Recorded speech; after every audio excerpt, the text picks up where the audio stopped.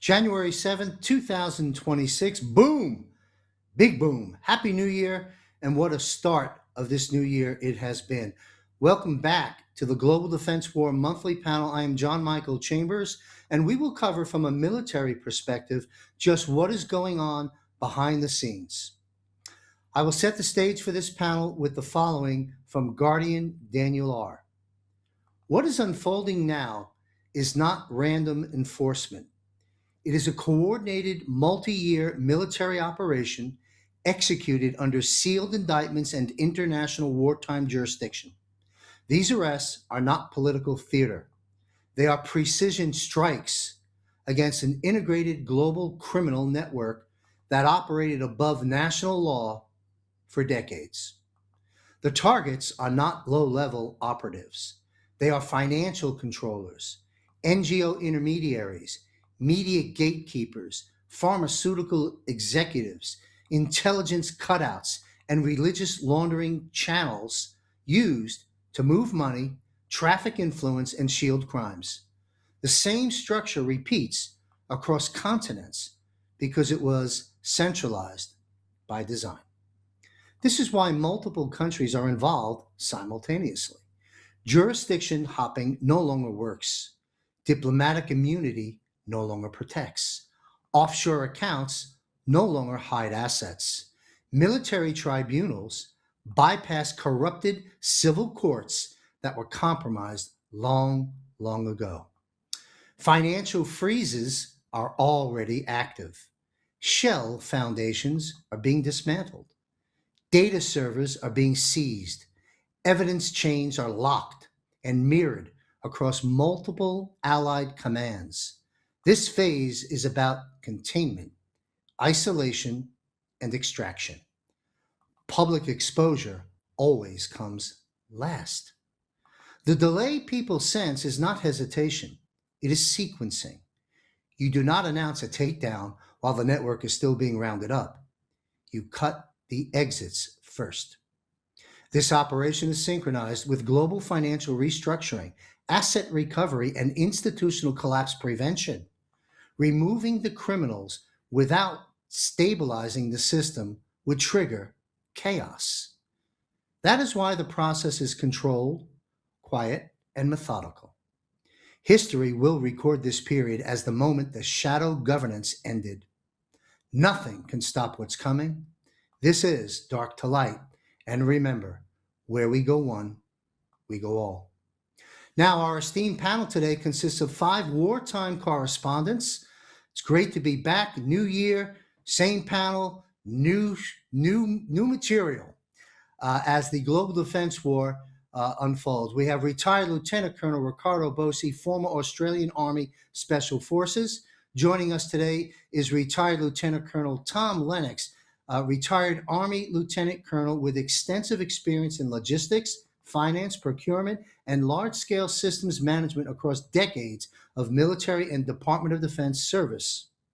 Joining us today, of course, is the popular podcaster, incredible service to this country, Michael Jaco, retired veteran Navy SEAL, dedicated a total of 35 years serving the U.S. government in high-risk environments, so you can sleep at night. We also have joining us, of course, is the man that helped me kick this off in conversations of creativity a year or so ago, is our good friend, retired Army Derek Johnson. He's an expert, in my humble opinion, on tabulating and covering the Commander-in-Chief, President Donald J. Trump's laws and orders and current events. That's our panel for today. We have a 4-panel.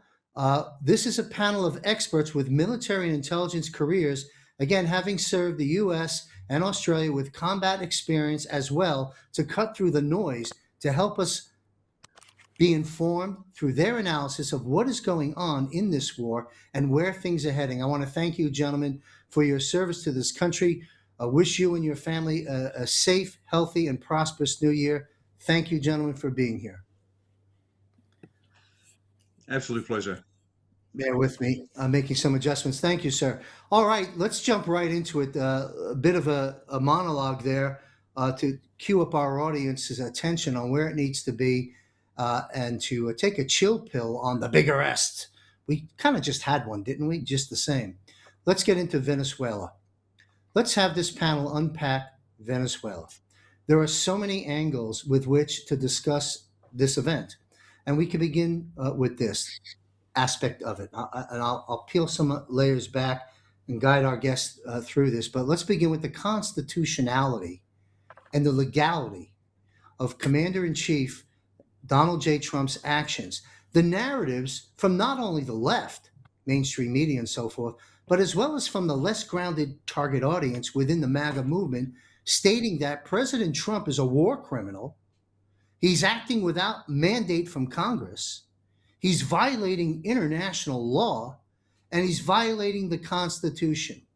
We'll begin this panel to weigh in on just that issue. We'll come back in Venezuela in a moment with follow-ups, but let's begin there with retired Lieutenant Colonel, our good friend Ricardo Bossi in Australia. Take that on, sir, if you will. Thanks, John. Good morning, good evening, all. Great to be here. Okay, let's set the scene. That was a good shaping of the question from that quote from The Guardian, simply because people have to realize this is one long continuous operation, 70 years in the making at least, longer than that if you want to go back that far. So up until this point, many operations have taken place. So to take DJT's actions in isolation now as if they just occurred, we woke up one happy morning and all chaos had broken loose in Venezuela, is naive and uninformed, to say the least. So this is the tail end of a very long and patient operation. Now, up to this point, it's been, by and large, ostensibly a special op. There's been conventional forces employed. But what we call, and there's a number of ways to say it, but special operations tasks fall into several categories. I'm not going to give you all of them, but just so you're aware what's been going on today. What we call special collection operations, gathering information. That can be reconnaissance, surveillance, dialogues, interviews, espionage, HUMINT, ELIN. There's a number of ways of collecting the data that needed to be used to take these steps. And bear with me, I know there's a slow answer to your question. There have been direct action operations, which is the delivery of kinetic effect behind the scenes, clandestine, covert, kinetic work being done as well throughout the years. And as you know, I've said before, a guerrilla war, which is largely what the White House have been fighting, stays underground and then transitions to conventional in order to have that final victory. Special protection operations, protecting personnel, protecting facilities. That's been going on as well. Support operations of various sorts. There's so many support operations that special ops do. And there's also the unconventional warfare, insurgency, counterinsurgency, foreign internal defense. All these operations, and you can look them up online to get a bigger breakdown, but all these things have been taking place in preparation for this last phase. Now, what is this last phase? And as I said, a guerrilla war has to transition to conventional, above the ground, obvious actions to finally win. And that's what we're seeing now, this kinetic aspect of it. And what we're going through now is a global recovery operation. It's a siege hostage situation. You've got to look at the entire planet as one siege hostage situation. It's like a huge block of flats, and every room is a separate country. There's multiple floors in this block of flats, and every room is a separate country, and every room has a terrorist holding hostages. And what the White Hats have had to do is look at this complex target, this block of flats with 100+ rooms, and each room has people in it, and they have terrorists holding them hostage. And the people don't even know they're being held hostage. They're just there. They're being fed. They're being entertained. They're being told whatever they need to know, and they don't know they're hostage. And so the White Hats have had to, over a long period of time, conduct their preliminary operations to understand the scope, scale of what's been going on. And now they're ready to conduct this recovery. Now, the reason I gave you that long introduction is this. During the mission is always the same, to save the lives of the hostages. It's not to kill the terrorists, it's to save the lives of the hostages, because what that does, that narrows significantly the options open to the assault force. There's a famous case where an aircraft was on the tarmac, I think it was in Germany, and they attacked the aircraft. The aircraft burnt to the ground, and most of the hostages were killed. not a successful operation. So for those of you who have been patiently for something, this is the point.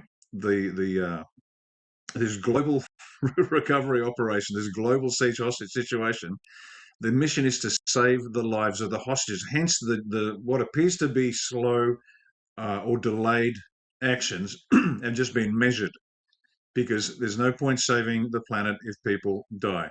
And they either die during the recovery or from the psychotic shock. Now, this psychotic shock of the planet is key, because that's a major concern and has been for some time. And that's why it's very slow.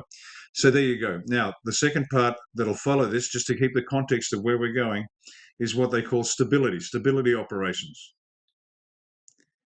Now, the first part I wanted was the recovery bit, and the mission is to save the lives of the hostages. What follows is stability, and stability meaning the re-establishment of a functioning system, and predicated on something that'll make sure it never happens again. And that word is sovereignty. So they're the two words or phrases that you need to get to while we discuss the entire show today, from my perspective anyway. Save the lives of the hostages and sovereignty. Save the lives and sovereignty. Now, they seem like one's tactical and one's strategic, and it seems odd. But unless we bear those two words in our minds throughout, it doesn't really make sense. Now, the constitutionality of what DJT has done. As I said, this has been the continuation of an operation. We also know that it appears to be unconstitutional. It appears to be a war that has not been declared by the Congress, which is required by your constitution. But the constitution hasn't declared war for a long time, and yet actions have been taken by any number of presidents. The Korean War, for example, was a police action. It wasn't a war, believe it or not. You tell the soldiers that fought there that was a police action and not a war. And so the finery of whether the DJT has been authorized to execute what appears to be the invasion of a sovereign nation without due cause and without legal justification. Well, we know that this is a continuation of an operation. We know that the grounds for his actions are predicated on the fact that he is actually running this corporation, this continuity from the corporation, from this corporation to this continuity of operations. He is actually running a war. He is a wartime president. That was declared. So there is no illegality about it. And you would have heard us say many, many times on this show that the legal underpinnings of every action by the White Hats is key. And so they've got there, I guess that's a way to set the tone for, is it legal? Is it okay? Is what he's doing above board? Absolutely, by every metric. And I'll probably leave it there for the time being. Well, thank you very much. And that's a great metaphor or analogy, if you will, that you walked us through in that dialogue. And I hope that helps everybody put this into perspective. We're going to come back to you, Lieutenant Colonel Ricardo Bosi, in a moment. I've got a B and a C follow up on Venezuela, but before we go there, let's take the same question to the panel. Colonel Lennox, President Trump is a war criminal. He's acting without a mandate from Congress. He's violating international law. He's violating the Constitution. What's your opening statement about that and Venezuela in general? Well, I would go back to the Monroe Doctrine in 1800s, where Mr. Monroe said that any foreign nation attempting to do anything in this hemisphere would be subject to United States pressure. That has not changed. The foreign intervention in Venezuela justifies going in, and it is a constitutional thing because it was established by a former president who did the same thing. The people who object the most are the 60 senators who are getting their money from Venezuela. It's pretty straightforward. They get a whole lot of money from the leadership in Venezuela, and they don't like the fact that Trump is going in there and cleaning up getting their money. If we go back in a little bit of history, we could find out that the Rockefellers actually controlled Venezuela for many, many years by running the oil and then selling it back to them after they refined it in Barbados. So there are so many things about this. And plus, the CIA has been running Venezuela for years and years for the drugs, the human trafficking, the oil, and the people. So when we look at it, we're actually taking our own people out of there and we're cleaning up what's been going on for years and years and years. Sovereignty, which Ricardo talked about, is critical for people, all people. And what we're doing is recreating that sovereignty. And when we talk about the birth certificate next week, we'll talk a lot about sovereignty and what that means. That's pretty much a summary of what I see. I see nothing wrong with what he's doing. Thank you, sir. Michael Jaco, again, we're going to plow into a lot of different aspects on this in a moment, but address, if you will, the issue at hand here, the challenges that are being put forward by the left and by, again, the less grounded target audience, if you will, about the unconstitutionality of the president's moves. I want to put this to bed. Yeah, we can go back to Panama, the Panama invasion. I was involved in that with SEAL Team 6, hunting for Noriega. Noriega basically said that he was going to restrict us from using the Panama Canal. So, of course, we were like, well, that's not going to happen since we built that. And so we protected our interest, and we went in and made sure we had control of that canal. So we took him out of office, and things progressed very well after that. I remember walking through the streets in Panama City and people coming out and applauding and very, very happy that we had come in and done that. Venezuela will probably get that at some point. I hear that they're kind of locked down by this regime still. Delta came in and did an amazing job. I guess they went through about 32 Cuban bodyguards. By saying they went through 32, I'm talking about they eliminated 32 Cuban bodyguards. And just as Maduro was closing his very, thick steel door, he was stopped just before he did that. Now, we've heard that Democrats were trying to alert him. So we're going to see a lot more of that reveal coming up. It's a problem. Obviously, we're talking about how cartel members are probably starting to run and hide, because they're like, in 3 minutes, they basically took down one of their top guys. And that's going to happen probably 4 more going forward. So the Chinese are down in South America in a big way. President Trump has talked about how they have ports in Panama. And I've heard that they had statues and so forth, and the Panamanians are turning them over. They're getting ready to exit from Panama. So the whole, Central and South America is moving in the right direction. Today, the Venezuelan stock market was up massively. So it's a lot of people are happy about this.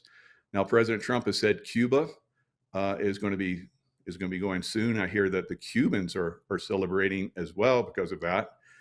Colombia will also be at issue because their president, like Noriega, like, come and get me. Maduro, come and get me. And now we have the president of Colombia say, come and get me. I think he's going to be not very long for that office. So this is President Trump. When he makes a promise, he keeps it. He is a man of his word. And we're going to see Central and South America cleaned up. And even going to Iran, we're going to see that get cleaned up as well. So it's a worldwide event that's happening that all of us are seeing. It's very clear to us. So very, very positive time.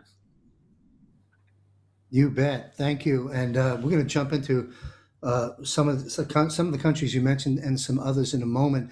Take the same question to Derek Johnson, the illegality of President Trump's moves. What would you like to say to your target audience? The one time that I should have been ranked higher than these guys, but it didn't work out that way. I could have teed them up big time. But President Trump always says, be careful what you wish for. And it's applicable to every situation. Follow the money. All right. So they followed the money. Maduro was put there by whom? Obama. All right. That was 2013. Dominion system. All this ties into the image you had up, the 13848 executive order. President Trump, as soon as they took Maduro, President Trump started posting all on True Social about the voting, Georgia, Wisconsin, different places. And then people got to remember, we put sanctions on Venezuela. So a sanction would be like putting a judgment on someone in a court, right? Well, then you get to collect from that. So that's what we're doing. We're collecting that oil. And there's a quote that President Trump said, I cannot remember when, but there was a time that he said specifically last year where he said specifically, why didn't we take the oil? And he was talking about Iraq. Well, to the average listener, right, whether you're a Democrat or Republican, but especially a Democrat, they would say that, oh, it was all about oil. You listen to what President Trump said. He doesn't make mistakes. He's very keen on terminology. Why didn't we take the oil? He was talking about we, meaning like past tense. So nothing to do with him, nothing to do with present or future tense. He's talking about past tense with Iraq. Why didn't we take the oil? The United States of America. Wow. That is a big allusion to whom? Obama, right? The Bidens, Bushes, etc., all the way back. So he's telling you that all these wars in the past were not about taking the oil. He said, if we're going to go in there, why don't you take the oil from them? Because that's one of the key things that keeps them functioning in these nations, how they operate. Money. Money rules the world, right? All right, then go back to 2017 to 2021. The capitulations. Every single one of these operations are operations. They're not wars. And a lot of people out there saying about a war criminal. Well, it actually has to be a war to be anything in that sort. These are strikes, strategic strikes, and strategic operations. And what these people are lacking are the executive orders. Well, guess what? Every single one of these strikes, Iran, Yemen, Venezuela, Ukraine, those are all executive orders from Obama all the way back to Carter. All right, so they're all carrying a national emergency. It's not a national emergency anymore after it's 40 plus years old. The oldest national emergency right now is 1979, which, not going to make everybody feel old here, is older than me. All right, so it's not a national emergency anymore. All right, so all of these operations. Last spring, no one was yelling about Yemen. We were just as much involved, our military, with Yemen. You didn't hear any of these people out there. So they're showing their colors that they only react to what they're told to react to. And then this is your meat of the subject right now. National emergency. Everything that President Trump is working with, he's taking everything that they did. Be careful what you wish for. Right? He's taking everything that Congress did to limit the president on what his constitutional duties are, simultaneous and side by side with the Congress. In 1973, overriding a presidential veto, Congress passed the new War Powers Resolution Act and made it to where a president had to declare a national emergency and in 48 hours had to alert the Congress on his use of military. He had 60 days and then a 30-day withdrawal period, a total of 90 days. After that 90 days, there had to be a congressional authorization to use the military anymore. We have a congressional authorization. Everybody out there talking about Congress has to have an authorization for President Trump to be doing this. We have that. Title 50, Chapter 33, which is your War Powers Resolution Act, Chapter 33, Section 1550. It was put there December the 20th, 2019 by a Democratic-controlled House of Representatives where Nancy Pelosi was the Speaker of the House and a Republican-controlled Senate. It was part of the National Defense Authorization Act. All right. Then President Trump played all these people for fools again. He got them out there chanting no kings and all this thing. We went 77 days from no kings to they're taken up for a dictator.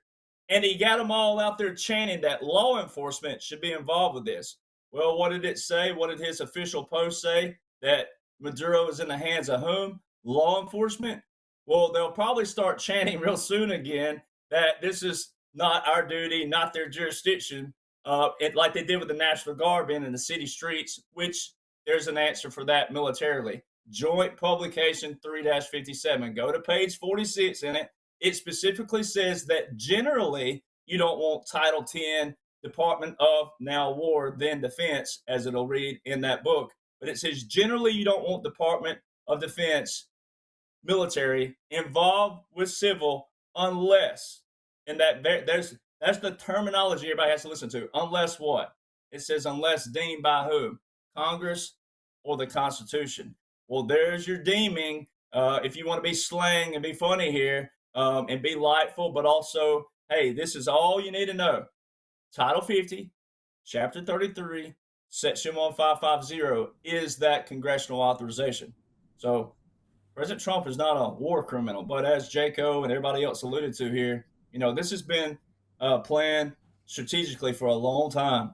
And this is the cleanup process. This is what we call our licking the chops. And Jaco here, being the Navy SEAL, I had to smile when I heard Delta Force and I saw the image of the guys with the lights out.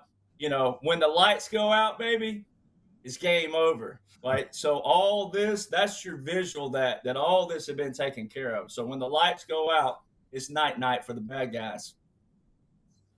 Thank you, Derek. And to our audience, if you're running into challenges in your life and social circles, social media, and so forth about the issue of the lack of constitutional authority and so forth and the president, send them this segment. We're going to start with Derek and work our way in reverse now. Derek, while this, and I may be barking up the wrong tree, you can set me straight. While this is part of the operation, I, for one, have seen many, shall we say, oddities concerning the events. We're talking about Maduro, the arrest, the whole situation. I've seen many oddities concerning these events as they are shown to us on the news and on social media. Now, that's what we get to see. That's what we get to watch. How scripted is this? And is this, once again, something that perhaps to an extent has already occurred? And once again, we are watching a movie. Am I barking up the wrong tree? Any comments about that aspect of what we just saw unfold? We'll start with Derek Johnson. Could be. What's been brilliant about all this is the fact that there's a hybrid warfare that's been going on. There's been a lot of irregular warfare, unconventional warfare, asymmetrical warfare, guerrilla warfare, and you integrate all that together. It's called hybrid warfare, which means you can use different kind of tactics. But basically, yes, most of it's been scripted, most of it's been strategic, all right, meaning pre-planned. But sometimes there could be where you keep someone on the playing field because they may be someone who, it may not be a high target, but they may be someone that can play into this and have a guilty conscience, tell on someone, and you trap them and you funnel them. And I like to use the verbiage where everything's a Trump wall, where you funnel them into a wall. And that's why President Trump has used a lot of the verbiage with the Law of War Manual and the Law of Land Warfare. Occupied territory. He calls it occupied country, white flag of surrender, and actually it's the white flag of truce, and then puppet government, government exile, and then the word restoration. The term restoration is found in the law of land warfare. So he's used all those terms for the last 9 years, and the media has as well. Those are your comms, as we call them, to show you that this is all straight up military publications, military law, and most of it's scripted, but it can be to where, let's just for example, like we were talking about a while ago, Venezuela, Yemen, Ukraine, Congo, all these nations are in executive orders from Obama and back, Iran.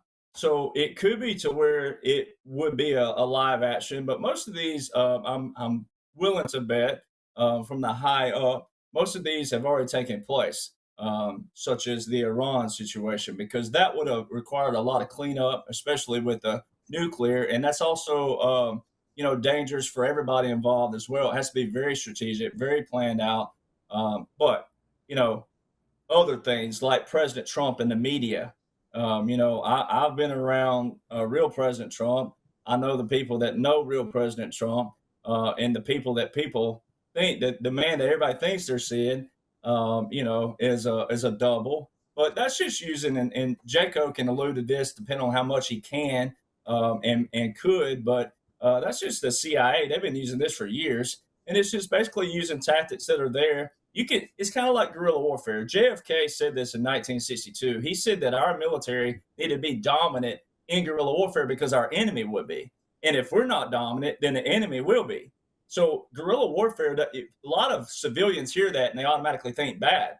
And a lot of our warfare, it can be good when it's good, but it's worse when it's bad. It's never bad when it's bad. It's worse when it's bad. But our enemy dominates with that. So some of this is scripted, some of it's live, but like the Congress, they're all still under a partial continuity government. But it's still, you have to see who's going to do what as we move forward. You have to see who can be compromised. So all these guys here, I was going to start the last segment out with this, and it's so simple. But President Trump said with COVID that the cure cannot be bigger than the problem, right? So you can take out the word cure and put in the resolution can't be bigger than the problem. And all of us, if we didn't know each other, let's just say this, but if we didn't know each other, but we're all secret military, how would we know each other in the room? Well, we would know each other by simple measures because of tactics that we all know and skill sets we all have, right? And the skill sets that especially these men right here have, because they have them a lot more years than I have and a lot more operations, but they can find the hiccups of someone who doesn't have that because they are that skilled.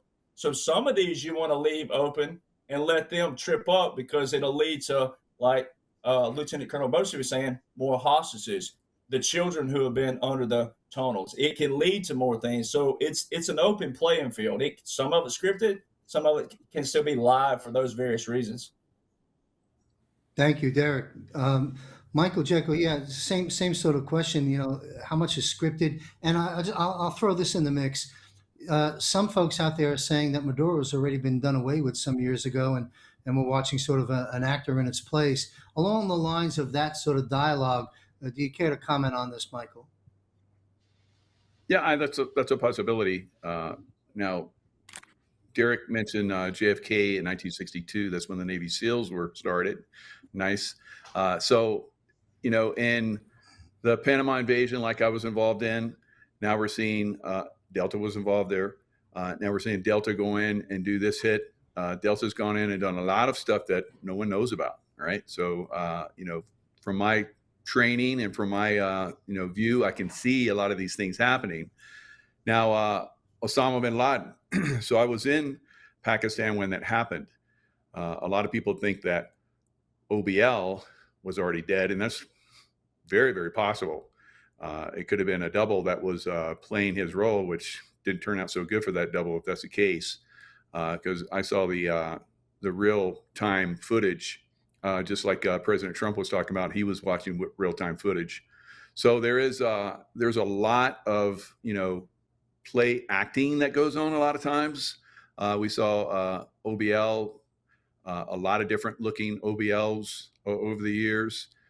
Maybe if we look at Maduro, we'll see some different ones. I don't know.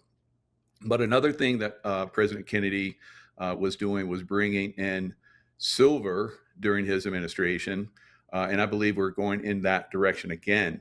So breaking down monetary systems, coming in and, closing out systems that are running down in South America and Central America with, like we talked about, China. China's down there in force. The Cubans were obviously there in force. That's all getting cleaned up all through all of those countries. And we're going to see, like President Trump was talking about, we're going to start to control the oil.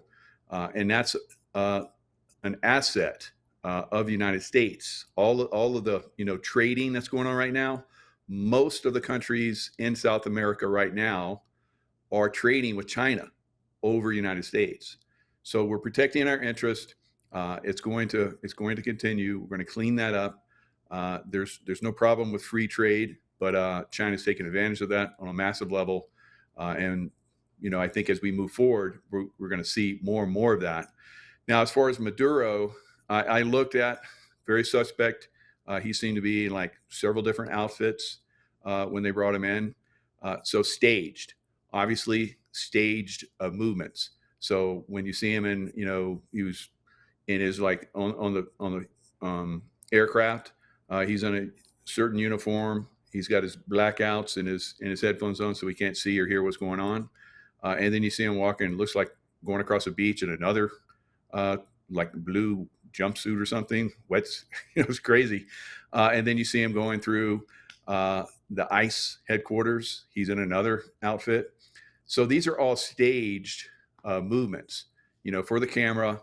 But that doesn't mean that he wasn't, or someone like him wasn't taken. And we know that there was heavy intel down there on him. They knew everything about his movements, his dogs, what he ate, everything about his quarters. Delta is exceptional, as well as SEAL Team 6 at rehearsing for these types of events. So they probably had a mock-up of his home, and the guys were like doing that for months of training. I guarantee you. So that's the way we operate. So when you go in and you do these missions, it's very, very surgical, very quick, very precise. And I wish I'd been there. It must have been amazing. So as we move forward, we're going to see more. We may even see them. I don't know if we're going to go in this direction, but we may even see them in some of the cities, because we're seeing Colorado is basically, really pushing back on President Trump really hard. They're breaking the law. And I joked, not really joked, but I said probably well over a month ago, 6 weeks ago or so, that I wouldn't be surprised to see SEAL Team 6 guys or Delta guys go in and do a rescue mission in Colorado. So we'll see, how things move. I think things are going to move along very quickly. The fraud is being exposed and so forth throughout the United States. That's going to bring attention to election theft, and that'll probably bring around an executive order, emergency executive order for President Trump to push out the military to make sure we have fair elections going forward. Thank you, Michael, for bringing clarity on the Maduro moves and the staging and the identifying of different clothing as part of that staging.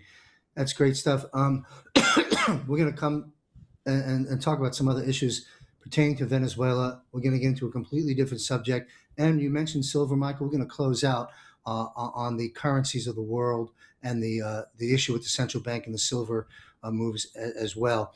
Same question to Colonel Lennox. Staged, scripted. What's your weigh in on this event as it's unfolding?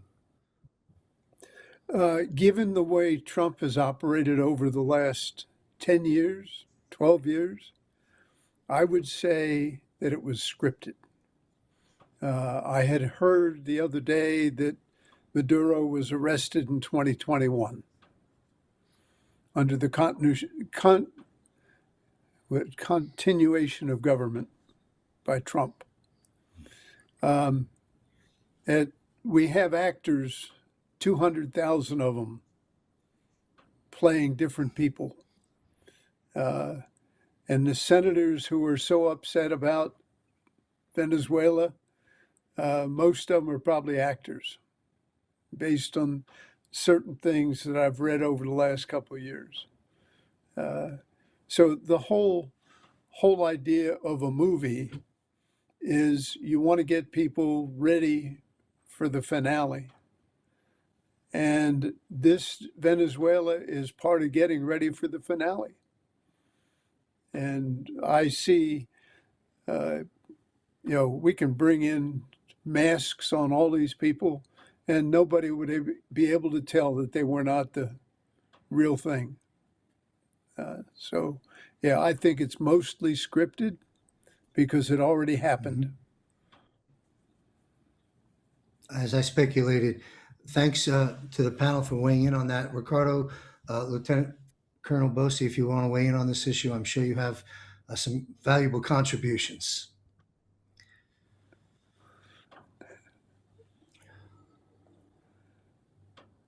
We've lost your audio, sir.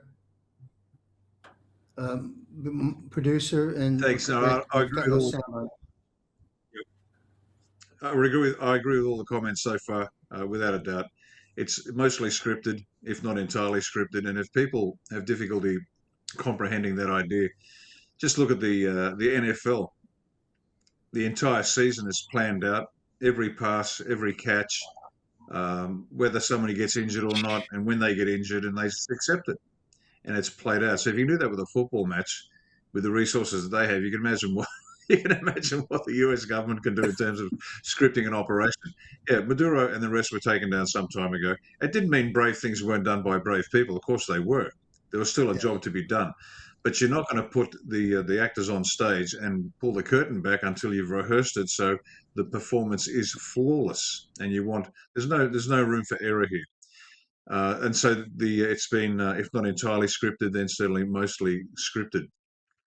And if you want another clue to that, I think DJT was quoted as saying, as he was watching the live feed, it's almost like watching a TV show.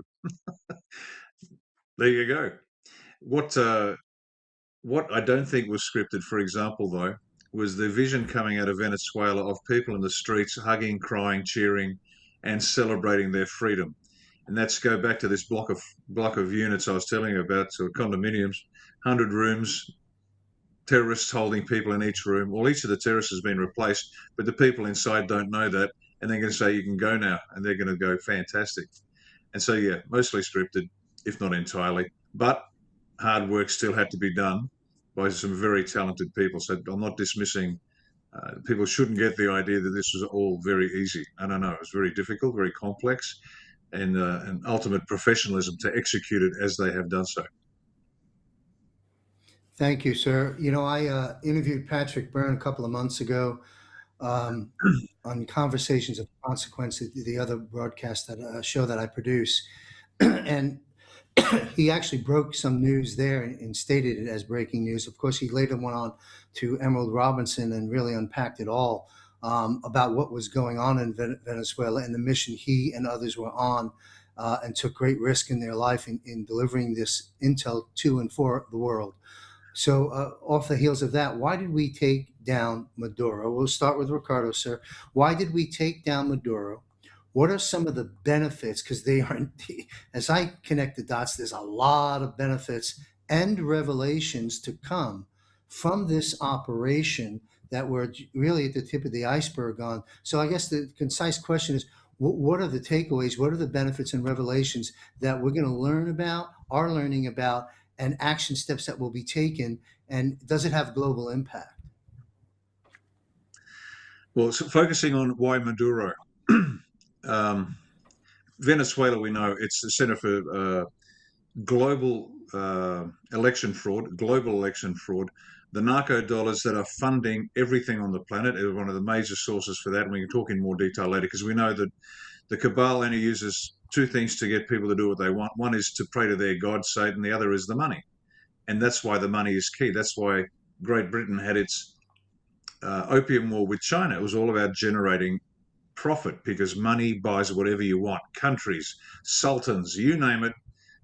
That's what makes the world go around, quite literally. But let's focus more forensically on why Maduro, the man. Why was he taken down? Is he some sort of cabal bigwig with the control of this operation? Absolutely not. Like every other national leader that you can see on your screen, he's nothing but a puppet. Nothing but a puppet. But what's important was what the message here was very, very clever. They took down an individual as a result of legitimate criminal activities against the United States, but they left the rest of the regime in place. Now, why is that important? Because this is not regime change, old school CIA cabal. This is very, very different. This is saying, you're a crook, we're going to take you and we're going to lock you up. Now, the fact they've taken Maduro some time ago and he spilled the beans, that's a separate issue. But as far as the show is concerned, every other country on the planet watching this will see the corrupted leaders frog marched away in manacles, but the people will still have the opportunity to choose the leadership for themselves. And this is fundamentally important to what the world is about to experience. The Venezuelan government is still in charge. The deputy has been sworn in. There's this continuity. Everybody's happy. The Americans aren't the big bad wolf. They're the knights in shining armor. They're actually pulling out the individual that's caused problems. And his predecessor, Hugo Chavez, the communist dictator that retired with billions of dollars in his pocket, again, not because he's some sort of genius, again, just another puppet. And if I could just embarrass someone internationally, please, let me just take a small step aside. We have this piece of filth in Australia called Phillip Adams. Now, Phillip Adams made his money in advertising, so the man has no soul. And then he promptly spent the next many years on the staff of the Australian Broadcasting Corporation, otherwise known as the Australian Bolshevik Collective. And he for years has been telling us that we should take a leaf out of Hugo Chavez's book. He said that Hugo Chavez, what he was doing for Venezuela, our political leaders should do for Australia. Now, the reason I mention that is of no interest to anybody else on the planet, but Australia's got to wake up and realise that the most trusted faces on the public broadcast are nothing but communists whose entire purpose was to destroy this nation. Okay, having said my little ad, Phillip Adams, look him up. The guy's a piece of filth that needs to be hung by his neck till he's dead. Separate issue. Back to Maduro. So Maduro's gone. The government is still in place. They've sworn in the deputy. It's not regime change. And it comes back to this, the people have to choose. And DJT actually said the opposition leader is no good because she hasn't got the trust of the people. Why? Because she didn't win the election. Now, do we know the election was rigged? Yes. Would she have won? Probably. Not the point. What is going on here is this, as Michael said, these are a series of operations.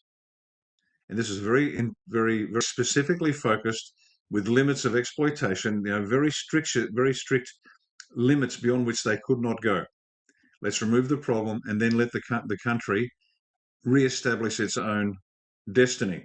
Now, this ties to the national security strategy, which has been published, and we keep reminding, get online, look it up, read it. This is the plan they're following.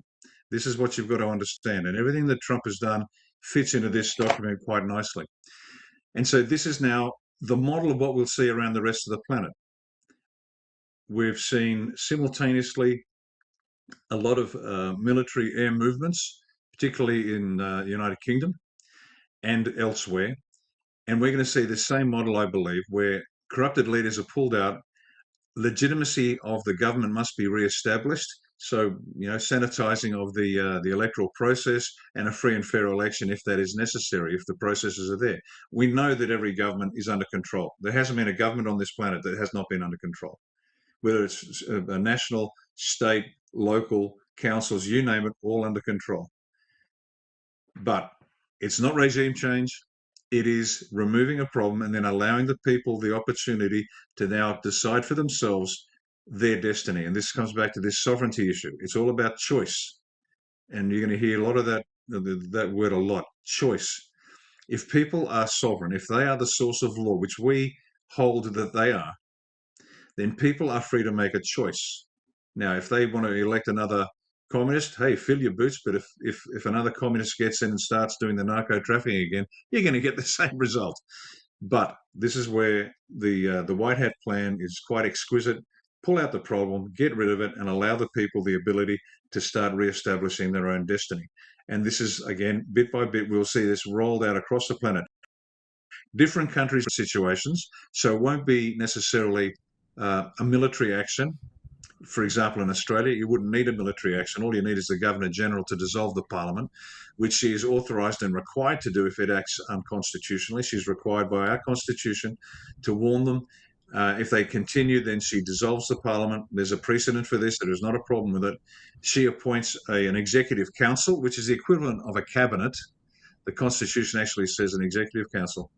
We colloquially refer to as a cabinet, an executive council to then run the affairs of state under her direction for 3 months before they are required to face an election. So different countries will have different means of achieving the same objective. Remove the problem and re-establish a process where the people can determine their own sovereign destiny. Excellent. What a process about to unfold here. And to the gentleman you referred to in Australia, whose name I didn't retain, birds of a feather comes to mind since he's favoring the policies of Hugo Chavez. That should be a wake-up call for the Australians. Mike, where are we going here? We're going to, let's see, we started with Ricardo. Lieutenant Colonel Lennox, you care to weigh in on the benefits and revelations that are coming from this operation in Venezuela. We've discussed elections and some other aspects. Any contribution to that aspect of this? I think the biggest one is getting a hold of the computers that control the computers that Venezuela has distributed. Yes. And I saw something the other day that the intelligence chief of Venezuela has given all of the information about all of the election systems and all of the other things that have gone on in Venezuela to the U.S. because he doesn't want to hang, because he directed all of those things. And I really like the fact that we're going to find out what 60 senators were drawing their paycheck from Venezuela, since they were elected that way. And I don't have a whole lot on that other than the fact that we found the equipment. We know where it is. We know what it is. We know what the problems are. And we've got the whistleblowers to tell us exactly how the software and the hardware work together to rig elections. Very critical. Thank you. Yeah, very important. Thank you, sir. Michael Jaco, same question. Benefits, revelations from the operation. Yeah, I think the benefits are going to be phenomenal. I know that after they went in and they seized the computers and so forth from Osama bin Laden, there was a lot of things that happened after that. I was working for the CIA at the time, so I was privy to a lot of activity that went around a world, taking down cells and so forth. So that was a benefit. So those guys going in, why did it take as long as it did? Because I can tell you it's probably they could have been out of there a lot faster. We're probably seizing some information as well from that his mansion, and brought some of that back. So that's going to be very insightful. We're going to see even all the way back to Hugo Chavez, the election fraud that was coming from Venezuela, and how many people are in office or were in office because of election fraud. That's going to be exposed. The drug cartels that have been funding a lot of our congressmen and senators, not just in Washington, D.C., but also throughout almost all the states, governors, and so forth. That's going to be exposed. So there's going to be a lot of people that are going to, they're not going to be very happy, and they're going to fight. So watch who pushes back the hardest, all right? Who has the most to lose? That's where you need to, because most people like myself and everyone in this group, we're like, this is fantastic. Everyone should be, this is fantastic. We're stopping the drugs from coming into the United States. Now, I'm also seeing what we're, all of these setups that are going to be exposed. Now, if we look at in Australia, where we had the Bondi Beach, false flag event, we're going to start to see a lot of that get exposed. How these guys come in and do these false flags. This is going to be part of, I think, the operations that we're seeing right now. So if you look at the dates, 14 December was also Sandy Hook. So you start to see how they basically just do the same operations over and over and over again. Now, when I was in Australia, SEAL Team 6, working with the Australian SAS, they had the Port Arthur massacre. And I remember the guys were saying, they're going to take away our guns. This is a bullshit, another false flag. They were saying it back then. So we can see through these things, but most people unfortunately can't. So that's why I enjoy coming on and doing these shows, because we really expose a lot of stuff in these shows. So thank you very much. Well, thank you, and the rest of our panel, very much on behalf of everyone around the world listening to this. These are important monthly broadcasts that we do, and nobody knows better than these gentlemen about these operations because they ran in these operations, of course, for the benefit of the human race versus the other side. They know. And so our audience really needs to listen. This is a panel of military and intelligence experts, and I can't thank you enough. I want to pedal back real quick to something Colonel Lennox said. It reminds me of, and maybe I'm off on the percentage, but I think it was Julian Assange who reminded us a while back, and I'm sure those clips can be found, that 95% of Congress will be said and done, when it's all said and done, gone because of all the crimes and things they've been involved in. And you raise that point as it relates to Venezuela. You keep referring to the 60 congressmen and women that have lined their pockets off the backs of the Venezuelan people. So I'm glad you raised that issue. Derek Johnson, you want to say something? We add to that a little bit? Tim Kaine is a senator from Virginia, and he's screaming loudest because he spent time many years ago in South America as a Jesuit in the Roman Catholic Church. And he trained youth in Latin America. And so he's screaming loudest because he's probably getting the most money. And when we look at that and we see that, my wife keeps asking me, how come Kaine's showing up all over the place? That's why. Because that's where his money comes from. I think of our good friend Scott McKay, Patriot Street Fighter. He uses the term quite often, smoke out operation. You've got this sort of just as an added benefit to the operation in Venezuela. It's a smoke out operation in the seats and halls of Congress and all over this world. Fascinating observations. Derek, take this on, and we're going to move into some new territory. Benefits and revelations coming from the operation as it's unfolding in Venezuela. Well, I'm going to add to what he said before I hop on that and add to Kaine. The very first person to allude to the War Powers Resolution Act was Kaine. All right. And then also Bernie Sanders just said we need to, Congress needs to reassert themselves. Reassert and assert are two different terminologies, ladies and gentlemen. Reassert, he said they need to make an amendment to end this. In what? Right. So that's perfect analogy to smoke out. And the one who crows the loudest and is screaming the loudest that someone else is doing something over here, they're trying to cover something up. Right. So that's all scripted. It's all part of it. But getting to back to Maduro, same kind of concept. We know for a fact that he was put into place in 2013. It all ties into the good versus evil. But keep in mind, again, remember before we go any further, that President Trump said this in 2020 election. Then he said, we have it all. We've caught them all. All right. So that shows you that majority of this is scripted. All right. That doesn't mean that the operations didn't take place, but it's like Lieutenant Colonel Bosey said, the operations did take place, right? The manpower, all the military is doing what they were doing. That did take place. That's not taken away from that. But when you talk about clandestine and covert, it's all underground until we want you to see it.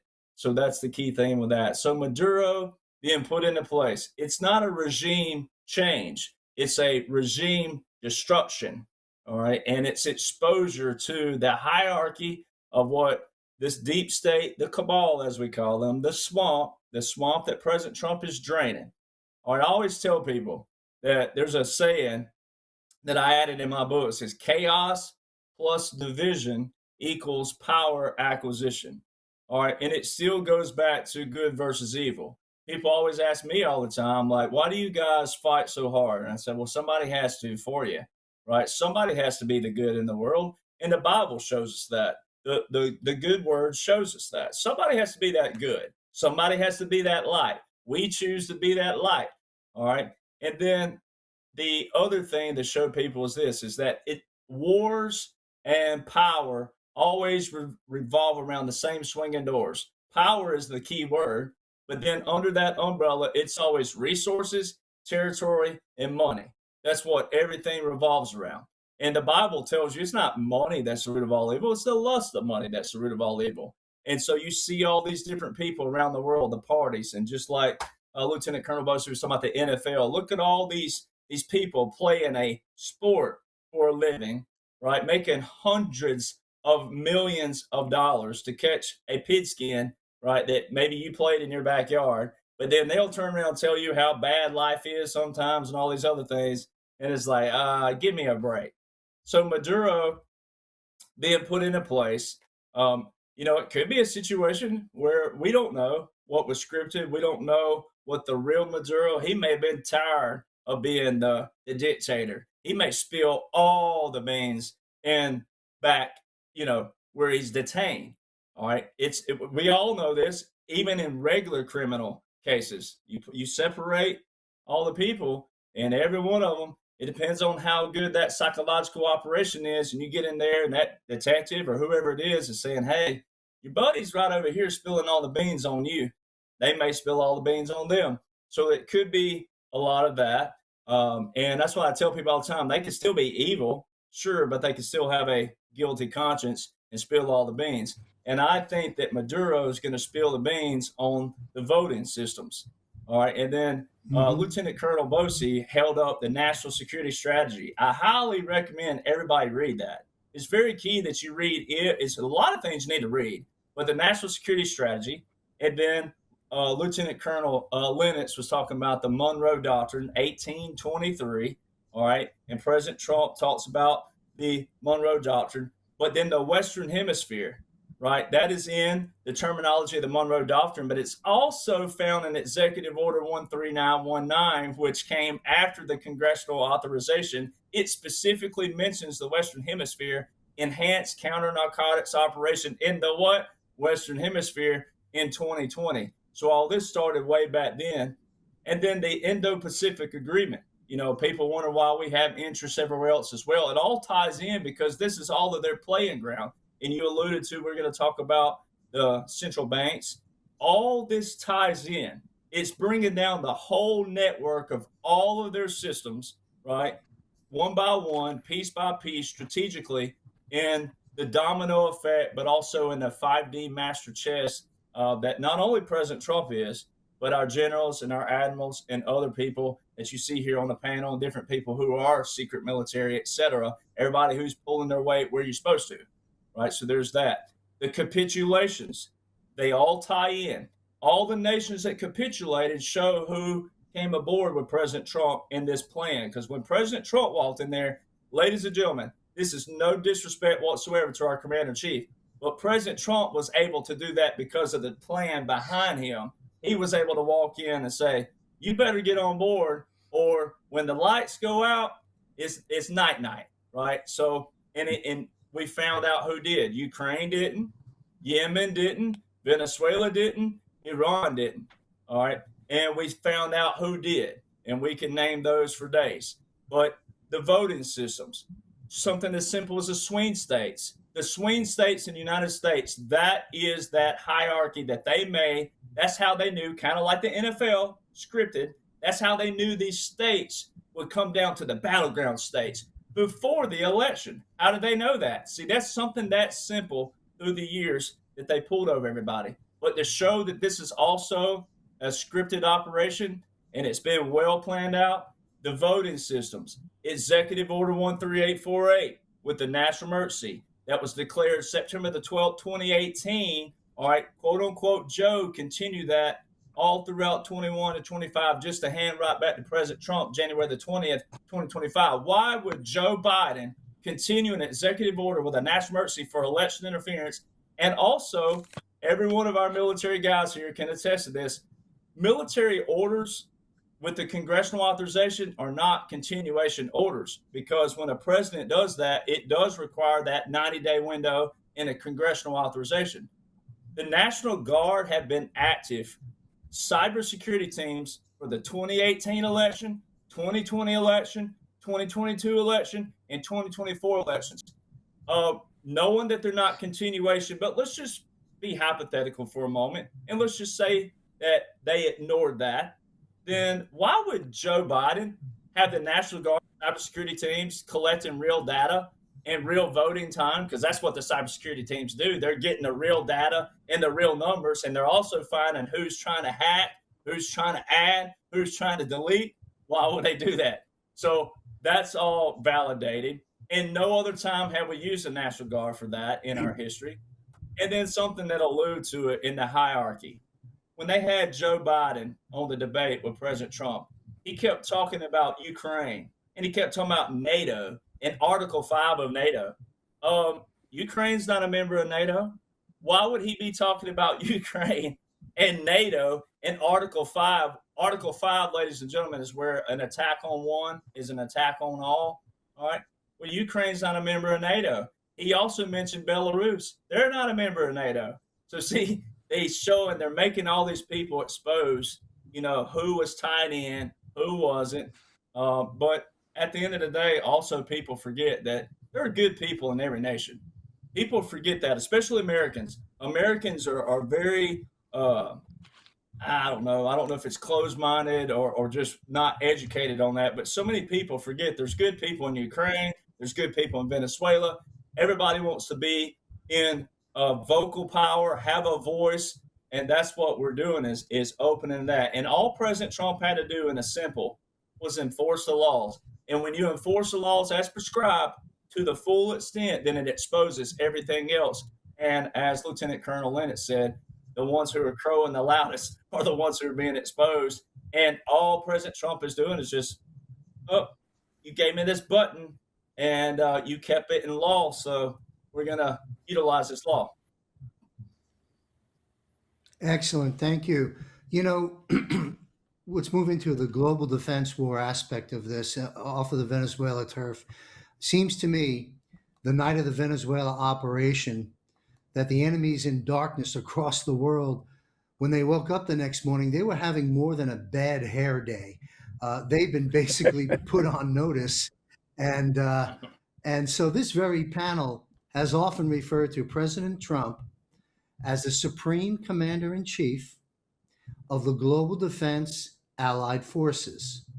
We'll take this at the top with Lieutenant Colonel Ricardo Bossi. Please elaborate on what that means. Commander-in-Chief of the Global, Supreme Commander-in-Chief of the Global Defense Allied Forces. What is meant by that? I think we see that beginning to play out. And we'll be a little bit brief on this second segment of questioning because I got to take on 4 countries here. But let's start there, Ricardo, if you will, please. What is meant for the purpose of my understanding and our viewers? President Trump is the Supreme Commander-in-Chief of the Global Defense Allied Forces, and how that differs from a dictator.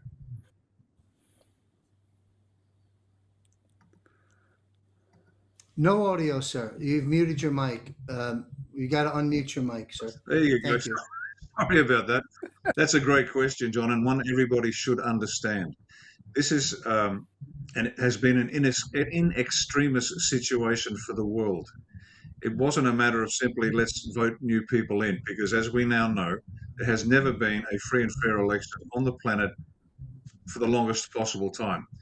So this was a choice between life and death. And in that situation, what happened was, as we know, the military leaders of the US decided something had to be done. The proposal was that they should potentially conduct a military coup, throw out the crooks, and then hand the reins of power back to the people. But that was never going to work. It would create a wound that would never heal, and it wouldn't work anyway because the people wouldn't believe it, and they just re-elect the same people. So what happened was this plan was hatched, and then progressively over time, and this is one of the key responsibilities of leadership, is to build alliances. And so they met with and worked with personnel in every country around the world, bit by bit, trying to determine who, if anybody, in this country is clean, is capable, and ready and willing to do the job that has to be done. And so over a long period of time, they recruited individuals, military, civilian, politicians, lawyers, media, you name it, unions, academia, every group. They recruited people they needed to recruit that might do the job. Now, they were few and far between. The militaries were okay because below the leadership level of the militaries, most of the lads and the ladies were straight shooters. They just wanted to do the right thing. So they could recruit military people within the organization. And let's just talk military, push the others off to one side. And so over many, many, many, many years, they vetted they checked everything on individuals to see who was trustworthy and who could do the job, because they were keen to have the people of their own nation clean up their nation as far as possible, if that makes sense, in conjunction with other allies. And so this alliance was established, this military alliance involving the militaries of just about every country on the planet. And the plan was developed, and they needed a leader lawfully elected, constitutionally elected, to lead this alliance, because otherwise it's just a military coup d'etat. And so constitutional legitimacy had to be established. Now, this explains why it took so much time for the corporation issue to roll itself out. Because if the planet was a collection of sovereign nations, then it would be fair to say, well, this is just a dictatorship. What right does Donald J. Trump have to step into my country, send his people into my country, and do something about it? Well, the White Hats don't miss a trick. The corporations were corporations, and corporations can be bankrupted, corporations can be taken over, and legitimate control, according to the cabal set of rules, was acquired. And so it's not like DJT and this military has stepped on the toes of sovereign nations. DJT and his troops, this global alliance, have been playing the cabal with their own rules, taken over their organizations and established themselves, just as the cabal established themselves over the original legitimate United States. When it became the corporation, corporations were taken over. The corporations were taken over like any corporation can be taken over. And then legitimate control, according to a set of rules, not necessarily a moral set of rules, but a set of rules, could be played. And then when they had the plan in place, they had the troops and the allies in place and a legitimate commander in place, the plan could be executed. And that's the short version about what this alliance is and why it's legitimate, and why Donald J. Trump is actually, simply said, the most powerful man on the planet ever. What brilliant analysis. Thank you, sir. In the interest of time, and what do we have? About 200 countries on this planet. Big job ahead of us. The interest of our time, I'm going to just pluck a few countries out and just have you briefly comment on what you may see happening or now or about to happen. Let's start, and again, we'll be brief. We'll take this around the panel. Cuba, Canada, Iran, Europe, and Greenland. I see a lot of things going on here. Can you just take one at a time and provide any commentary you can, Lieutenant Colonel Bosey, on Cuba, Canada, Iran, Europe, and Greenland? What's happening? What's about to happen? Yeah, sure. Cuba is closely aligned with Venezuela, closely aligned with the cabal. It was a means by which Castro was no great leader. We know that. He was just a puppet like everybody else, but they needed geographic locations for events to be taking place. Cuba will see the leadership dissolved, and again, an opportunity for free and fair elections for the Cuban people. Again, this plan is being rolled out. Canada next, you'll be rolled up real quick. Sorry, to my Canuck friends. You'll be rolled up quick smart, because you are as great a threat to, well, maybe not as great, but as a great threat to the stability of the United States, just like Venezuela was. The line that the drugs and the corruption comes from the northern border almost as much as the southern border is true. So once again, you're going to be wrapped up as well. But again, probably wrapped up in the US potentially. Like it, lump it. You might get a chance to be to remain independent. I strongly don't think that'll occur.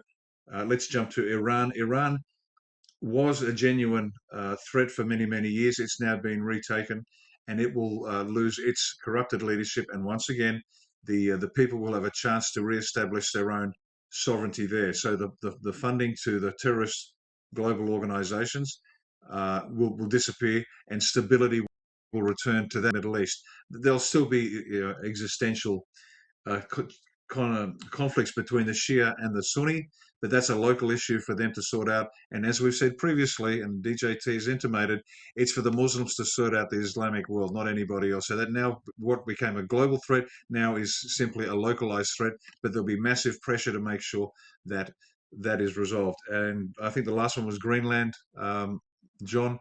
Greenland, potentially again, certainly part of the Western Hemisphere, always DJT's intention. Whether it becomes part of the greater United States or not, I don't know. It would make a lot of sense from a strategic perspective to wrap it up as closely and as tightly as they can. They might, like Canada, they might have an independent government of some sort, but closely under the umbrella of the United States. So you've got this Western Hemisphere stitched up very, very tightly.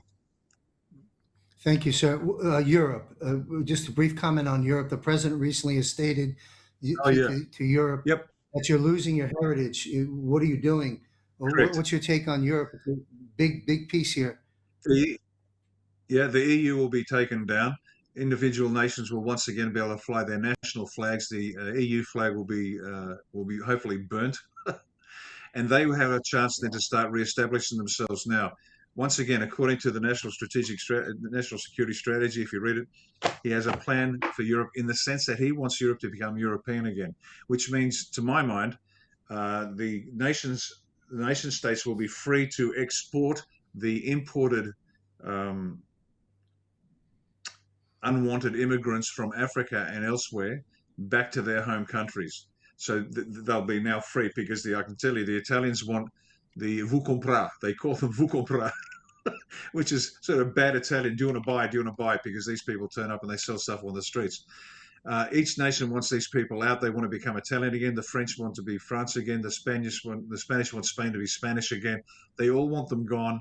They want Europe to be European, and this is one of Trump's key pushes to make sure that occurs, because it's in nobody's interest to have an Islamic caliphate across Europe, and it is everyone's interest for them to then start to re-establish their national sovereignty, their national character, and begin to reform that vibrant culture of Europe that has been smashed over the last 20, 25 years.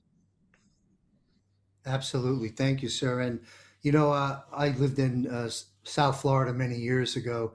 Calaioche, I can tell you our Cuban friends are going to be celebrating at some point in the near future like we've never seen before in Miami. Let's turn that once beautiful island back into a beautiful island. Let's reestablish trade. Let's bring the families back together, and let's turn that into a casino-driven, wonderful tourist destination and prosper beyond belief, and take the yoke of tyranny off the Cuban people's necks for the first time in 60, 70 years, however it's been since Castro. And I also find it interesting. What's the guy's name? Che Guevara. I'm in Asia, and there's like Che Guevara T-shirts and posters, although I don't even know who the hell this guy is. I mean, he killed artists and gays for sport, but yet he's a hero to these people. Yeah. I don't understand it, but that's a quick, useless commentary. Michael Jaco, let's take Lieutenant Colonel Lennox, let's take this on. In the interest of time, can you comment or contribute to Cuba, Canada, Iran, Europe, Greenland, anything else you'd like to add, your perspective on what Lieutenant Colonel Bosey shared with us? Canada is, according to the pre-Constitution Articles of, Derek, you're going to help me. Federation. Articles. The Articles of Confederation. Yeah. Articles of Confederation. Under those, Canada is a part of the United States. And there are at least 4 provinces that have already begun the voting process to become part of the United States. So Canada is going to be part of the U.S. There's little doubt in my mind that that's going to not going to happen. Only place they might have trouble with is Quebec, because they want to be part of France.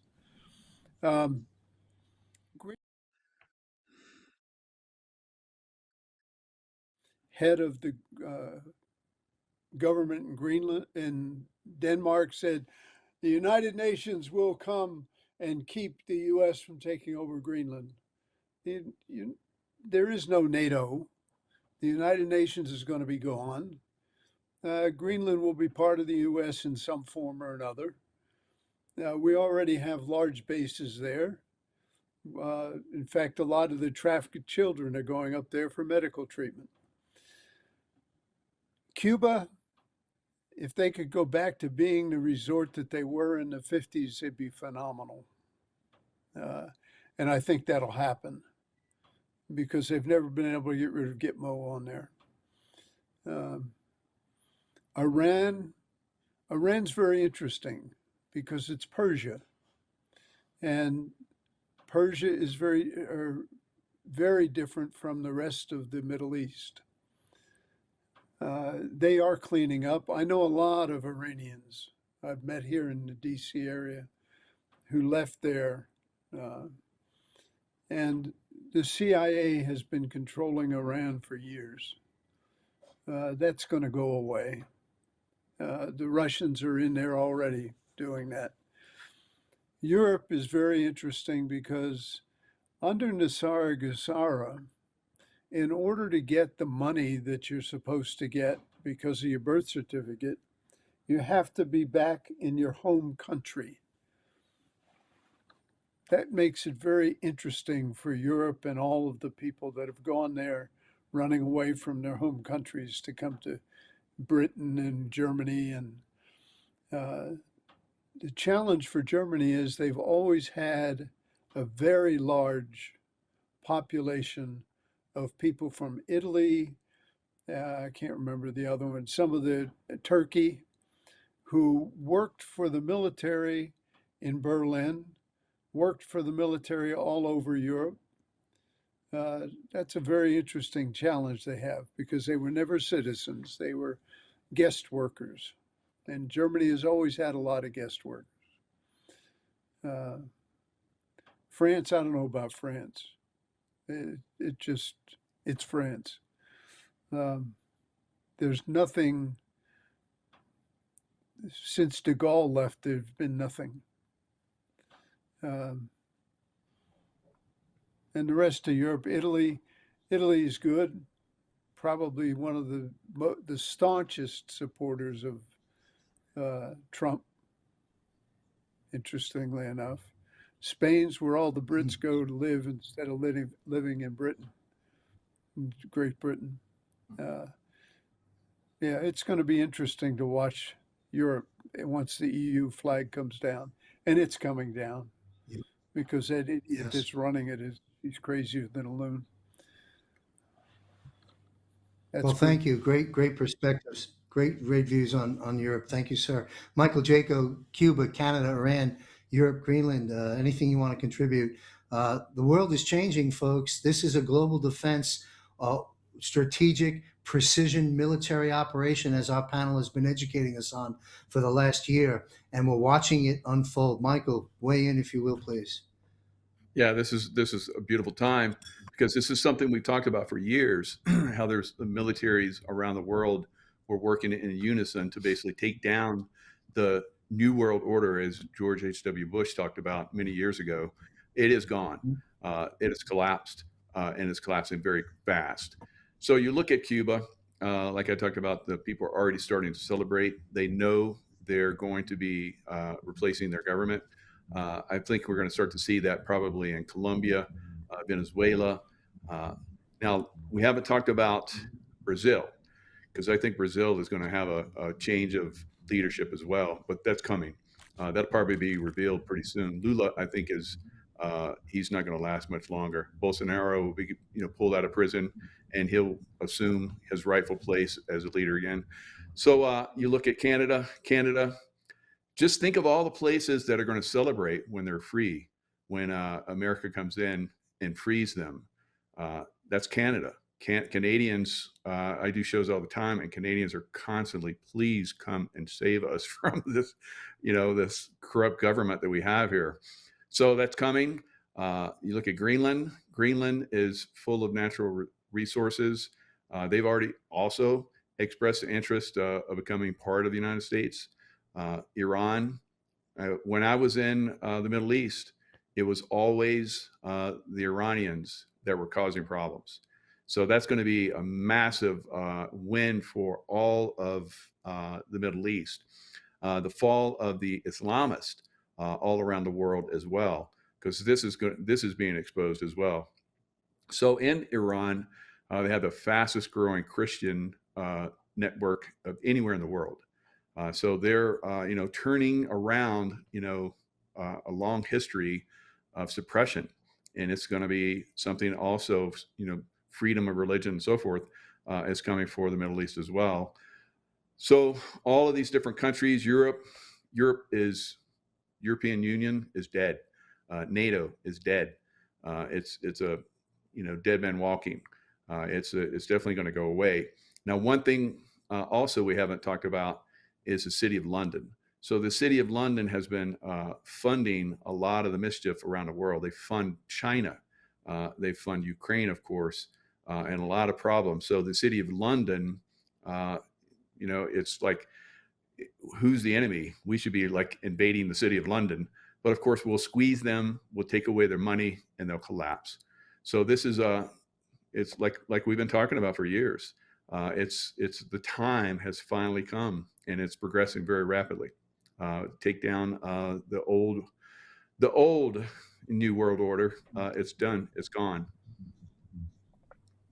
You bet. It is a great time to celebrate. I realize our nation's not completely out of the woods yet. We'll address that at another broadcast. The near-death experience Juan speaks about, perhaps yet to hit the streets, as well as the near-death experience for the dollar. We're going to close out our show with a new topic in a moment on the silver issue, back to London, where a lot of that's taken place. And but before we do, we'll have Derek please weigh in on the countries, Cuba, Canada, Iran, Europe, Greenland, anywhere you'd like to go to contribute to that before we take on the silver issue and wrap up the broadcast. I'll comment briefly on that, but if I may, I want to tackle the Supreme Commander, because I was licking my chops on that. If you'll let me, to help Bring it people, on. I think I could add to that. That's my wheelhouse there. But what I was saying Yes, it earlier is. about all these nations, they kind of all add into the Indo-Pacific, even though that's a certain region, but it's the same concept that President Trump has in that agreement in 2019, where every nation will be sovereign on their own. Well, in order to reach that, it's got to do what Jaco just said: the old power, the old, hierarchy, everything that's got to be gone. So that's what that's alluding to. That's alluding to a new world, not order, but every nation sovereign on their own, meaning the people's in charge. The people. That's what President Trump said January 2017. We're taking the power out of D.C., giving it back to you, the people. That's applied and made applicable to all these nations, and that's why the capitulations are very key. And it kind of ties into the Supreme Commander thing, because he's that head. All right. And the generals and the admirals, they're the real men and women in charge back here. And that's the one thing that my grandfathers and great uncles really, drove into me, instilled into me growing up. And my certain uncles were on another side of the family that didn't know my grandfather. And they talked about the generals. Said, never again will we let happen in this country what happened under JFK. If we get a chance, we're going to take it over. And Lieutenant Colonel Bosey made a key term there to make sure people know it's a slight difference. Now, liberals and Democrats think what's taking place, if they do know about a military operation, they'll call it a coup d'etat. It's not.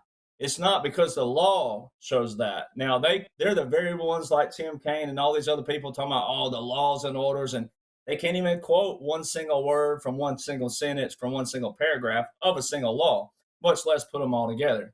But the generals and admirals wanted someone who wasn't military, but also wasn't in politics, because that's part of bringing in a new world, a new light, a new everything. All right, and that's what President Trump offers. But he also was an expert in many fields, and he's genius in a lot of other ways as well. And the corporations that we're talking about. And that's like Lieutenant Colonel Bosey said, hey, well, you screwed up. You guys messed up. A corporation can be run like a business, but it also can be what? Bankrupt like one too, because that's how you guys designed it. So we're just taking your corporations and going, well, we don't like your corporations, and it doesn't back our Constitution. It doesn't back our Declaration. It doesn't back our founding.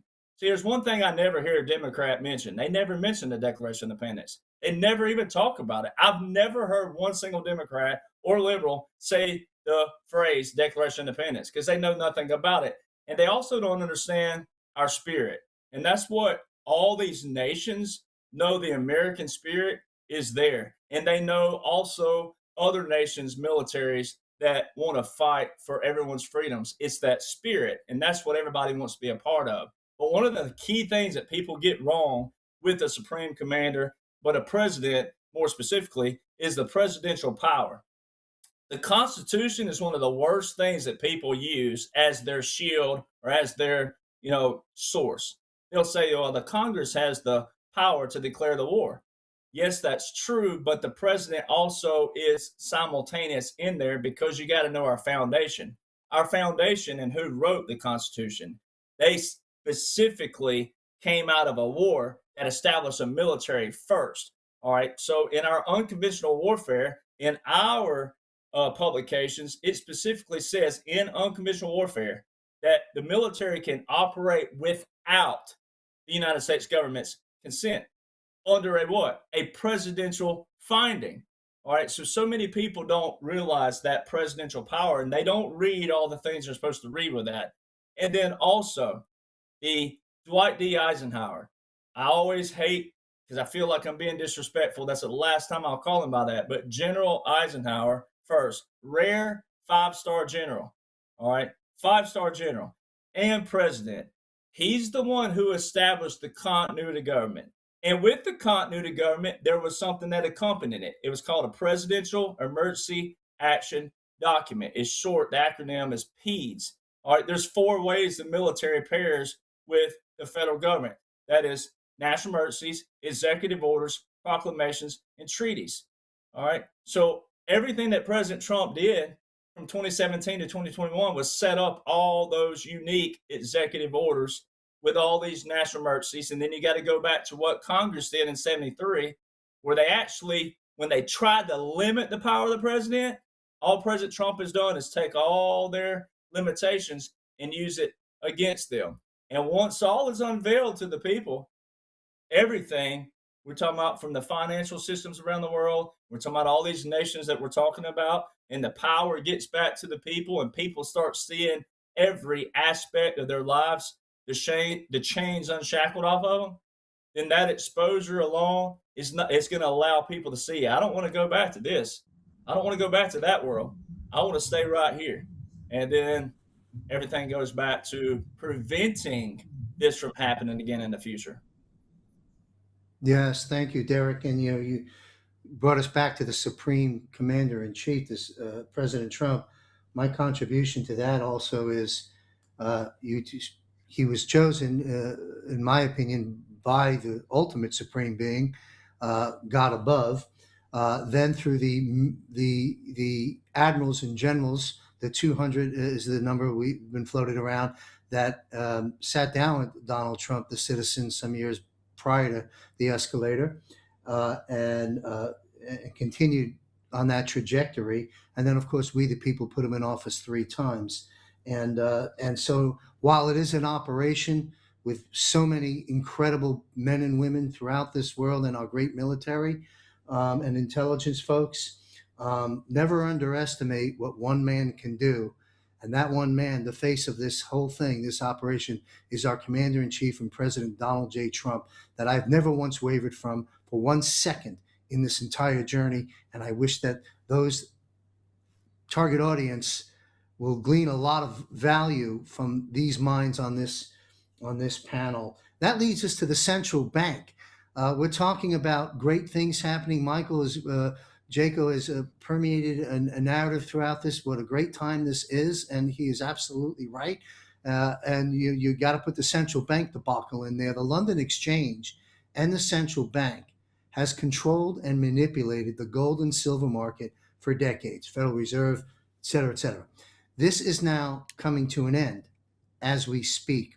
With the massive demand globally for silver, the vaults in London empty, the central bank is squirming and panicking behind the scenes, now imploding upon itself as their paper contracts and naked short selling manipulation has caught them finally on the wrong side of the trade.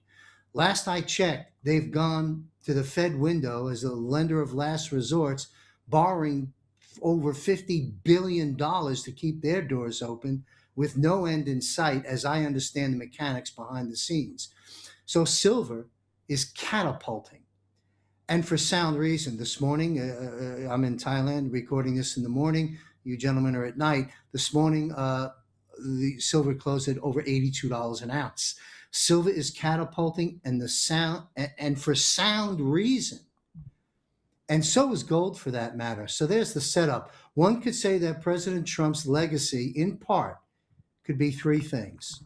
One, restoring election integrity here at home, then exported throughout the 71 other countries that had their elections stolen. Two, rescuing and rehabilitating the children, ensuring that this never happens again and holding those accountable. And number three, restoring sound money. President Trump said, I've said this before, I'll say it again, in 2017 inauguration, I'm giving you back your country, with that military statement behind him. I'm returning the power back to you, the people. And you know what? He can't do that with unconstitutional, funny fed money as debt. So we are restoring sound constitutional money back into the treasury, of which we vote into office. So there's a lot to unpack there. This is our last topic of the panel. So we'll begin with Ricardo, Lieutenant Ricardo Bossi, Lieutenant Colonel Ricardo Bossi. Sorry, there's a lot to unpack here on the central bank and silver situation. So begin any way you choose. What do you see happening on the dismantling of the central bank system? This is welcome news. As you and I have spoken before, John, I'm not surprised it's happening. I'm just surprised it took so long. I'm not laughing at other people's pain. This is exactly what we've been waiting for. We know that this is going to occur. I'll keep my bit short so others can chime in. But I'll tell you what I know. We were told 6, 7, 8 years ago that silver would reach parity with gold and then exceed the value of gold by a factor of 3 to 4. How do we know that? If you study history, you see these things. You know what's coming next.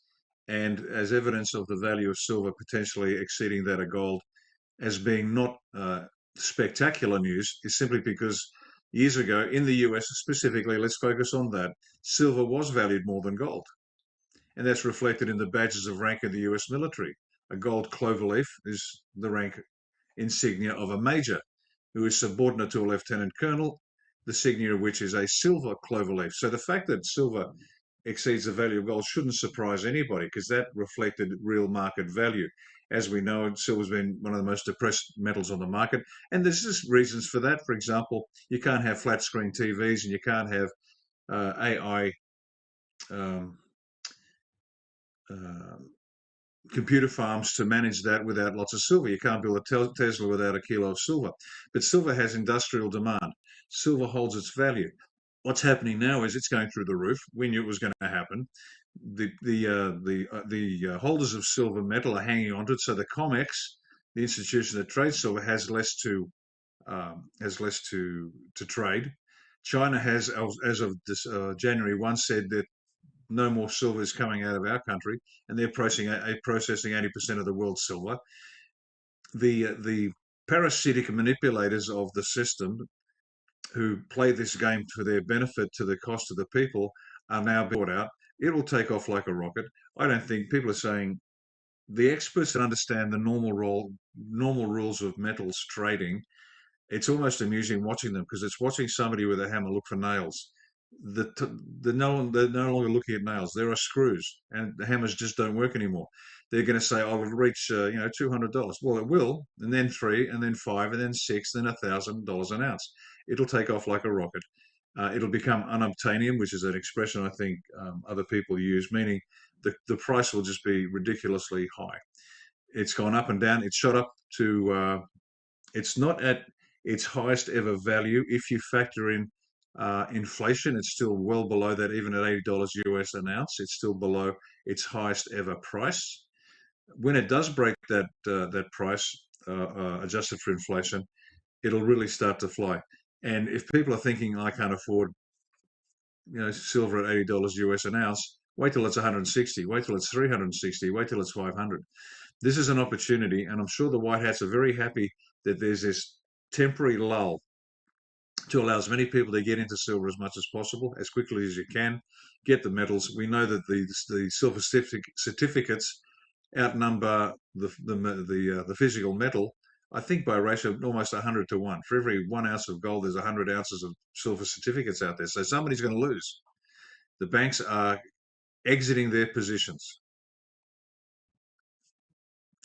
That's what you're facing. So I'll just leave it there. There's a lot more to say, so I'll let others. I'll leave enough meat on the bone for the others to chew on that. Great, thank you, sir. And you raised a very important point that I'd like to comment on briefly, and that's adjusted for inflation. That is so key to factor into this. And on the note of inflation, and I'm a layman here, but I think it's well founded. Inflation is a tool that's been used by the Federal Reserve. What they've basically done is they've increased and decreased the money supply and raised and lowered interest rates for the benefit of themselves to fund both sides of the wars and everything else they do at the detriment of we, the hardworking American people and the people of the world. That's what they've been doing, and that is what's coming to an end. And it couldn't come anytime sooner. I believe outside of normal, and this is above my pay grade, economists wouldn't know better, but normal inflation that's healthy as economies move, ebb and flow, and grow the laws of economics is good. But out of control inflation to manipulate and control our currency's value and to disrupt our lives, taxes and inflation, that's been created by design, and that's coming to an end. You talk about tyranny, boots coming off our neck, folks. There it is right there. And there's so much more. And we unpack a lot of this on a global financial reset show live every Wednesday at 8:30 p.m. Eastern. I'm happy to announce that Lieutenant Colonel Tom Lennox will be joining us not this week, but the week after. And we're going to try and get Brad Wozni to join in the same episode because I know he's got a lot of value in this area as well. We were unable to bring him into this panel today. Sorely missed, but we'll bring him in next week on that. Anyway, we'll close out. We'll take it to Lieutenant Colonel Tom Lennox. So we're talking about the end of the central bank system, the Federal Reserve as we know it. The corner there got themselves now backed into, and the explosion of silver. What say you, sir? Yeah, you can get really technical on this. 3 years ago, I put all my money in silver. So that's been very interesting to watch. The key on silver is there are 800 million tons dug a year. 60% of that goes to industrial operations. The banks had enough paper silver out there that if they could buy all the silver they needed, it would take 5.5 years, assuming they could get 100% of the mined silver in a year.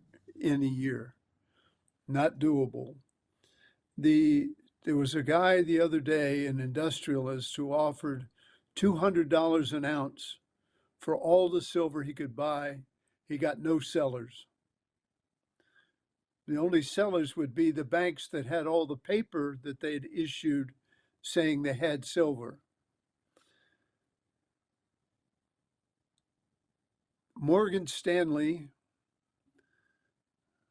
or JP Morgan, went $4.1 billion in the hole on silver paper they'd issued. That happened 2 days ago. Bank of America went $1 billion in the hole. Chase Manhattan went who knows how many $1 billion in the hole. They're all in the hole. This is part of the come down of the banks. At least one big bank is gone as of last Friday, because last Friday was when the big the margin calls were made by the COMEX. And they don't make margin calls very often, but they made on Friday $17 billion in in margin calls. So when we look at silver, I agree that it's going up over $1,000. I think it'll be $1,500 to $2,000 an ounce. But we have to look at it in terms of the money that replaces the fiat currency. So when we look at that, the value is going to be unbelievable because we'll be talking about a gold-backed currency that we're going to be buying the silver with. It's fascinating, absolutely fascinating.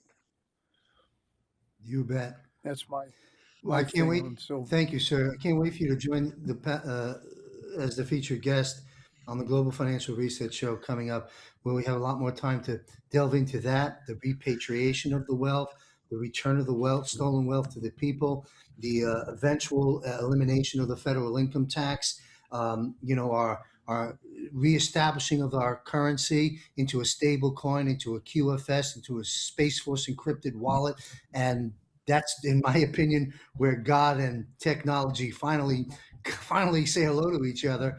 But we'll get into that at another time. Thank you, sir. Michael, Jaco, if you want to weigh in on this, I know you've been very vocal about this on some of your broadcasts that I tune into on occasion. What's your take on the central bank collapse that's beginning and the silver explosion? Yeah, it's just fantastic. I've been collecting silver since I was a little boy, 8, 9 years old. So I've watched the silver go up and down. We're in a mega cycle right now. We'll see another 8 years of silver going up. So we're in the beginning stages of this bull cycle in silver. This month alone, we'll see probably over $100 an ounce. So it'll continue to go up. I agree. We're going to see $1,000+ silver easily. And probably a lot higher. I agree with Lieutenant Colonel Wosi that it's going to, probably equal or surpass gold at some point. Going all the way back to the Wizard of Oz, 1896, Frank Baum talked about, this in his books. He did several books, I think 12 books in all. The Dorothy's slippers were silver to begin with. And then they turned them to ruby, but the gold, follow the yellow brick road was gold. It was obviously led to falsehood with the Wizard of Oz, and the silver slippers basically were the ones that really got her back. So it's a very interesting take. Another interesting take is JFK was big into silver. He did silver certificates. The Federal Reserve did not like that at all. In fact, shortly after his death, they forced bought all of them back instantly. Right. So I remember as a little boy, having silver certificates, but they were worthless, pretty much. They're just,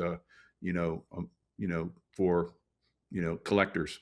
And so now we're seeing President Trump, who put his name on the JFK Center in Washington, D.C., above JFK's name. So that's basically another indicator that he is going back to the silver standard as well. And again, taking down the Federal Reserve.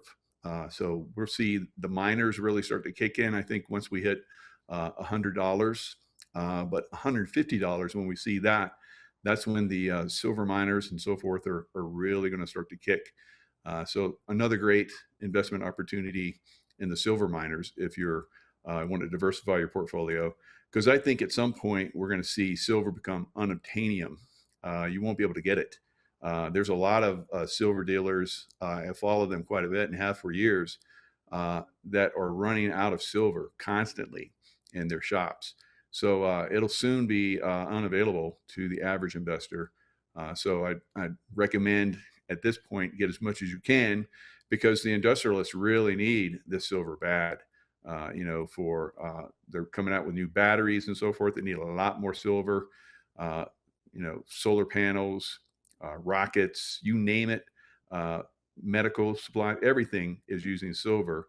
It's not just just for monetary means at this point. It's also industrialized massively on a level we've never seen before in history. So yeah, silver is definitely going to go up. Silver will be the collapse of the Federal Reserve. And then, of course, the IRS will go away as well. IRS, President Trump is already talking about how tariffs are going to do away with IRS. and he cut a lot of the IRS funds January 1st. No tips, no tax on tips, no tax on overtime, and no tax on Social Security. So it's coming. It's not like you talked about in the beginning of the show, John.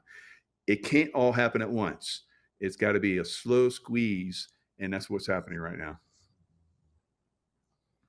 Thank you, Michael. I was going to ask you some pointed questions, but you've addressed it all there in your closing points. Thank you very much. Extraordinary time to be alive, folks. Sure, there's plenty of doom and gloom. A lot of folks are just trying to buy lunch tomorrow. I understand that.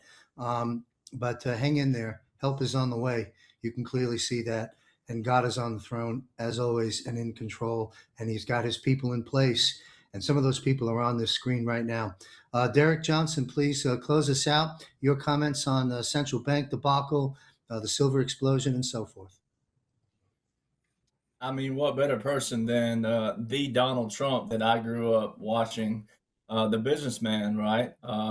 You can go back to talking about a long time coming. You can go back to a John Wayne movie. I think it was in 1939, Stagecoach. And they're on the stagecoach, and there's a man in there, and he's big old mustache and, business suit, looking all debonair, all this stuff. And John's laying in the floorboard, whatnot, being all cowboy, whatnot. But, and the guy goes, what this nation needs is a businessman for president. I mean, this was like 1939 again. And there's one of our, American legends, John Wayne. And then you had James Stewart, legendary James Stewart, that my dad got to pick up in the Air Force on the tarmac at Fort Walton Beach at Eglin Air Force Base, which was one of the highlights of his life, but also in the Air Force. But legendary James Stewart, Jimmy Stewart, whatever you want to call him, he went by both. But he was trying to tell people in his movie, Mr. Smith Goes to Washington, what was going on in D.C. all those years, and alluding to it and a timestamp in a movie. So this goes back to what Jaco was talking about too, about the London, the Crown, right? The Crown. We have all these tie-ins, the central bank, and then what President Trump was showing you. I mean, there's so many ways you can slice this pie, but just my favorite was January the 20th, 2021, when the whole world thought that Joe Biden was being inaugurated. They showed it was a funeral. But that was not just a funeral it wasn't a funeral for Joe. It was a funeral for the Crown, right? This is all being taken down. The 2017 to 2021 was your resetting of the legislative branch. Your 21 to 25 was a resetting of the executive branch. And right now we're currently going through the resetting of the judicial branch. And our founders put those in a sequence on purpose. The first two are voted in by us. And then the judicial is nominated by the president, confirmed by the Senate. And when they're not doing what we, the people, put our people in place for, then they're to be removed. By whom? The president and the Congress. They're to be impeached. So how does that all tie into the monetary system? President Trump's been hammering this so much. The very first thing he said straight out the gate was follow the money. Follow the money, follow the money, follow the money. And we know that a lot of cryptos and those things at first were put into place as tracers as well. And then we also know about the gold, all these things through the years, like Indiana Jones and the Nicolas Cage movies. People thought these were just movies, but everything has been alluding to what's taking place right now. And it's like a collaboration of movies that all come to one movie. But President Trump tells people through his speeches, which are proclamations, and they're timestamped, but they're proclamations, and they'll be added up in my book, and then it'll be added up in whatever they're doing for the finale for their side.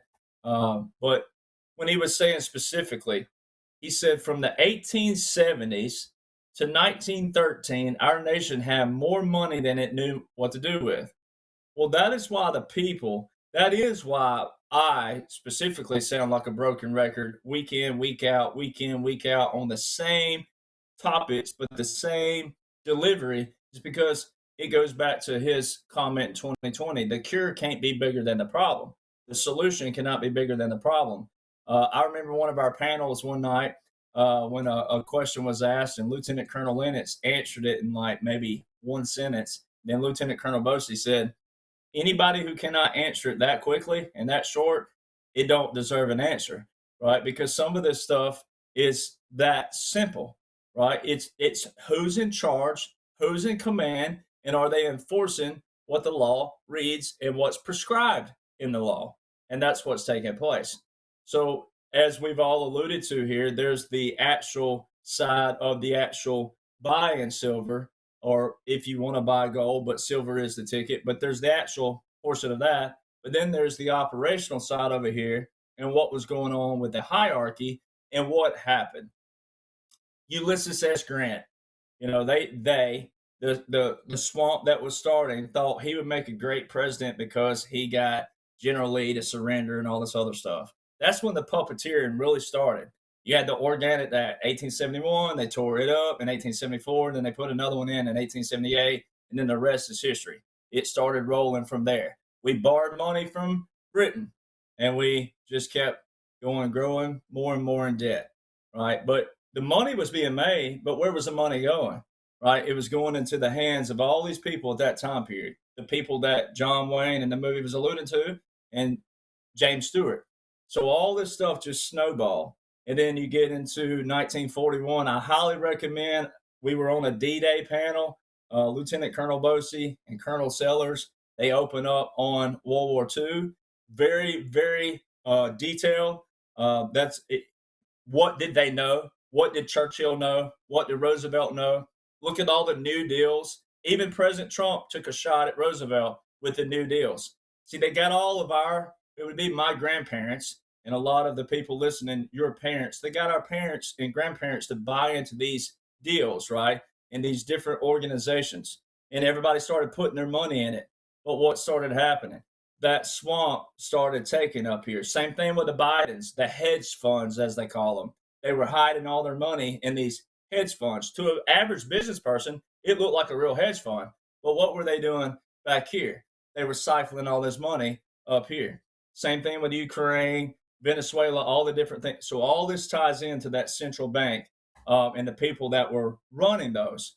So what better person than President Donald John Trump, who longer than I've been alive has been saying the same thing about China consistently all these years, right? That is someone who not only knows it, but Jerry Lee Lewis, famous piano player and singer, they asked him, hey, can you play that thing standing up? He said, I can play this thing in my sleep.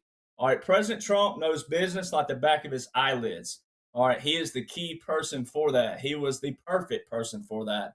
So it's one of those when you're so rich already and you have everything money can buy, you have everything that your great grandchildren will, can never spend. I'll never forget sitting, and I think it's safe to say now that I got to sit with Barron Trump one of the times that I was at Mar-a-Lago. It was only his second appearance of the year back in 2024. And I don't think he made another appearance, but I'll never forget one thing he said. And I was like, oh my God, you talking about feeling guilty? Because I can tell you right now, I have in this little white thing you're seeing right here is a shoebox. And I have a lot of shoes. And Barron Trump said, yeah, Dad will only let me have one pair of shoes, right? One pair of tennis shoes. All right, one pair now. So that's how they keep their wealth going. It's a mindset. It's a lifestyle. His great grandchildren will never be able to spend his money. But it's kind of like that saying at Christmas, what do you buy someone that has everything? You can't, right? Most people who have more money than they know what to do with, they prefer friendships. They prefer companion. They prefer conversation. They prefer food and fellowship. Right? So President Trump, what better person who has all the money in the world, could fly anywhere he wanted to in the world, do anything he wanted anytime, any day, and his great grandchildren will never spend all this money to go into a system and say, not only do I know how to wreck it, but I know how to give it back to the people and also provide wealth to our people for future generations. We're not going to lose companies. We're not going to lose organizations, but we're going to have systems that work for everybody. We're going to have checks and balances from top to bottom. And a lot of the swamp did exactly what companies started doing in the 90s. My dad was a product of that, where they got rid of the straight line management and went to a team concept.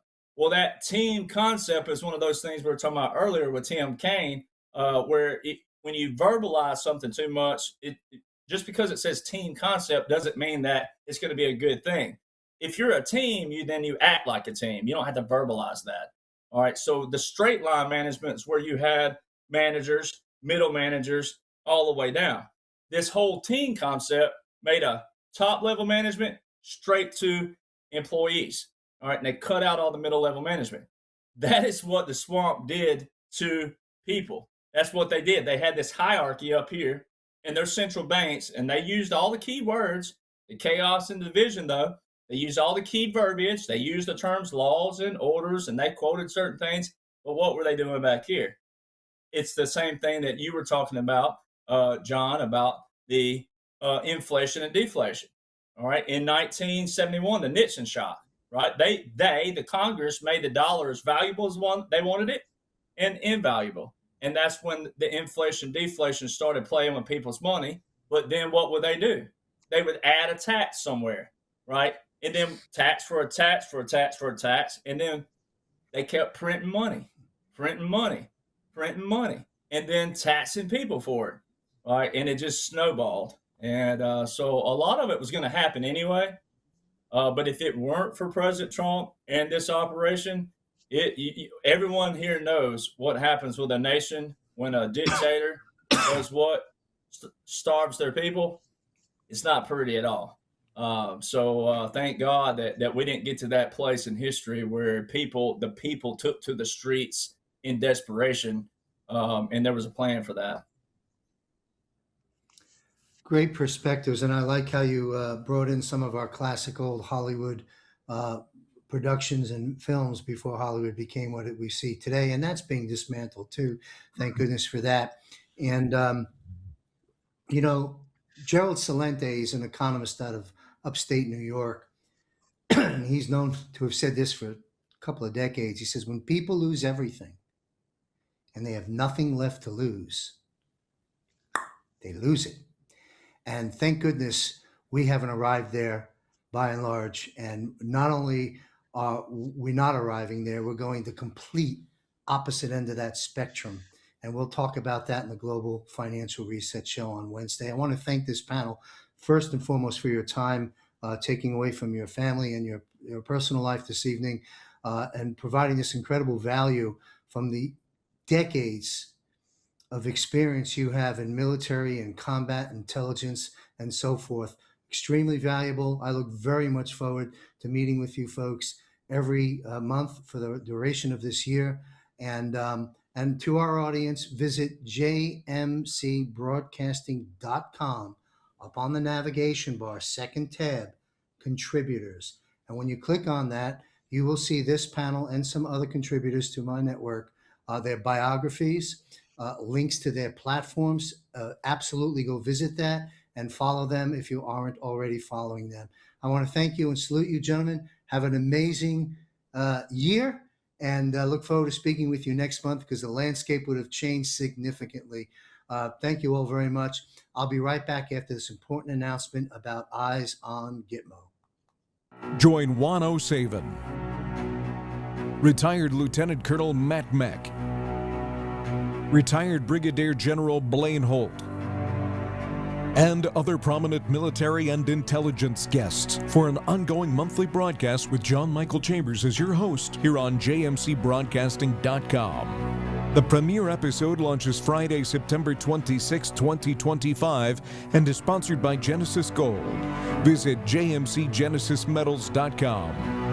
This panel will address, among other subjects of great importance, what's taking place with the military tribunals, sealed and unsealed indictments, and the avalanche of arrests to come. Will justice be served? This and much more will be addressed each month, including an analysis of current events, making sense of the events as they unfold, one psyop after another. Detecting truth from lies in the dying age of fake news and the rising age of AI and digital enhancements will help you to remain focused and grounded in these most challenging, difficult, and dangerous final battles. A new day is dawning as this golden age is at the doorstep. Remain informed, empowered, and connected by an elite team of military and intelligence experts, and together we will save America. Subscribe for free at jmcbroadcasting.com and be sure to join us monthly. Eyes on Gitmo, wartime analysis. Nothing can stop what's coming, and the best is yet to come. Where we go one, we go all here at jmcbroadcasting.com. All right, thank you for hanging in there with us. I want to thank our esteemed guests for their time and expertise in today's panel discussion, addressing the issues that concern each and every one of us, not only here in America, but across the world. I'm certain you gleaned a lot of value from the time you spent in this episode. Quick announcements. We'll be out of here in about 60 seconds. Join me and Ricardo Bosi, retired Lieutenant Colonel Ricardo Bosi of Australia One Party in Australia, of course, each and every Monday. There he is. Each and every Monday at 6 p.m. Eastern, Bosi Briefs, very popular show where Ricardo basically weighs in on the events that just took place in the last week or so to keep us up to speed, dismantling the deception. Ricardo Bosi, Bosi Briefs. Also, contact Bill Armour. We've learned a lot in this episode about silver, gold, and this incredible opportunity. Bill will be joining us on the Global Financial Reset this Wednesday, January, I guess, whatever the date is, 7th, 8th. Anyway, this Wednesday, Global Financial Reset Live, Bill Armour and Will Barney will be joining us as well. Buy gold, buy silver, buy now. Give Bill Armour a call, 1-800-200-4653, I believe is the number. I hope I got it right. But visit jmcgenesismetals.com. That'll get you to Bill just the same. Anyway, that's a wrap. I want to thank everybody for joining us. Happy New Year. Be safe, stay alert, and may God be with you.